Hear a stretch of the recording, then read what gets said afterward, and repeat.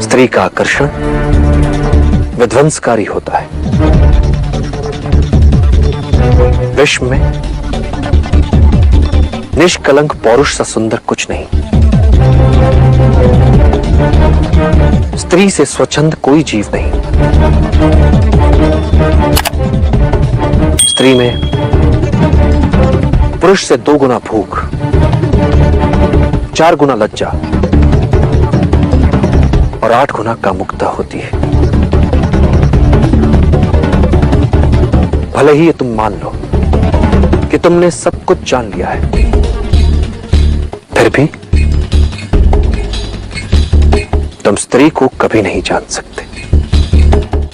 चाणक्य सदा कहा करते थे कि बुरा समय कभी भी स्थायी नहीं हो सकता, कि कठिन समय सदा नहीं बना रहता है, किंतु दृढ़ता से अपने लक्ष्य के लिए जुटे रहने वाले हर उतार चढ़ाव के उपरांत भी बने रहते हैं।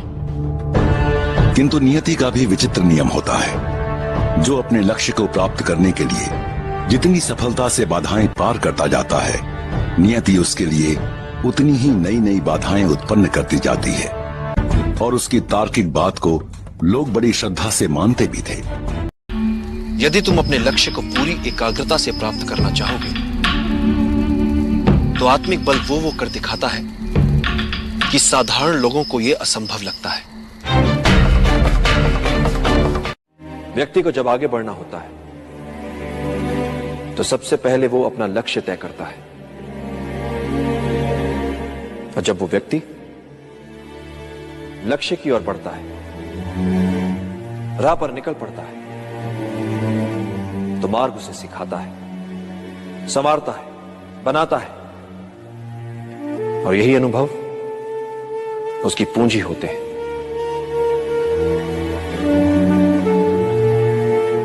मार्ग पर चलकर लक्ष्य तक पहुंचा जाता है, और मिलने वाली वस्तु मात्र सांकेतिक उपलब्धि होती है चंद्रगुप्त।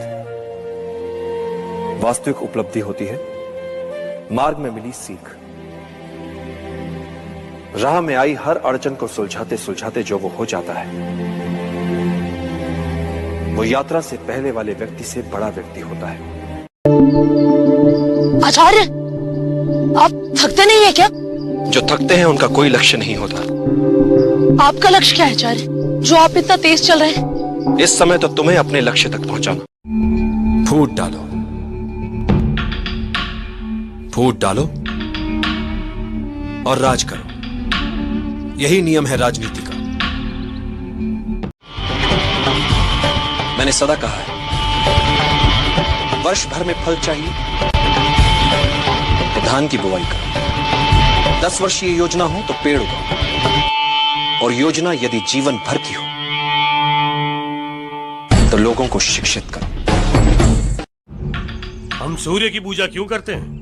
क्योंकि सूर्य जब आकाश में नहीं भी होता तब भी पृथ्वी को उससे प्रकाश मिलता है, अंधियारा हटता है। आदर्श विद्यार्थी वो है जो किसी भी परिस्थिति में सीखने के लिए सदैव तत्पर है।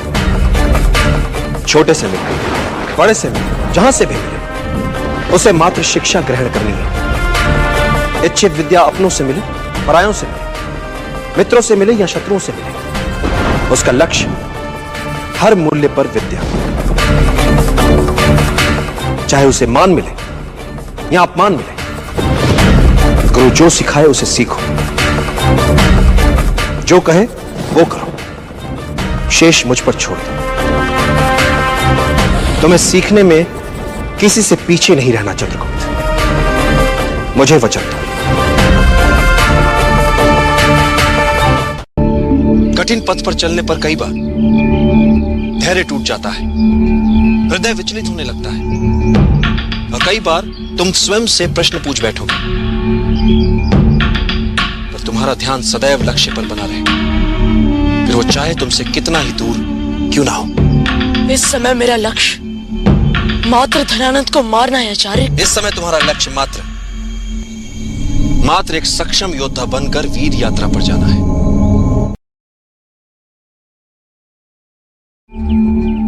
अपने विचारों को वश में रखो, क्योंकि यही तुम्हारी वाणी बनेंगे। अपनी वाणी को वश में रखो, क्योंकि यही तुम्हारा कर्म बनेगी।